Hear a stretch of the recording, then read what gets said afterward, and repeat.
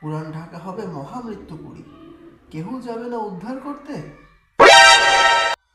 বিশিষ্ট গবেষক সলিমুল্লাহ বলেছেন, আগামী 6 তারিখের মধ্যে বাংলাদেশে হানা দেবে পৃথিবীর ইতিহাসে সব থেকে বড় ভূমিকম্প। একজন নারী কমপ্লেন করেছেন, ভূমিকম্পের সময় আমার স্বামী আমাকে এবং আমার বাচ্চাকে রেখে একাই নিচে চলে গেছে।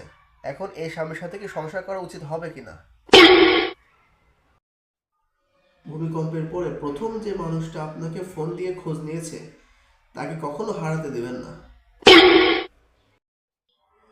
ভূমিকম্পের আতঙ্কে শহর ছেড়ে সবাই গ্রামমুখী, ঢাকা হয়ে গেছে ফাঁকা। গুলশান বনানীর ফ্ল্যাট পানির দামে বিক্রি হচ্ছে। ভূমিকম্প হলে ওড়না খুঁজতে হবে নাকি যান বাঁচাতে হবে, এই নিয়ে শাহবাগে চলছে দুই পক্ষের তুমুল ঝগড়াঝাটি এবং মারামারি।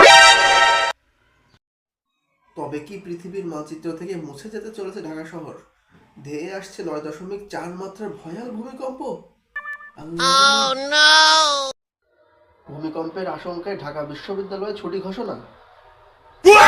আমরা কি মানুষ? আমরা মানুষ না?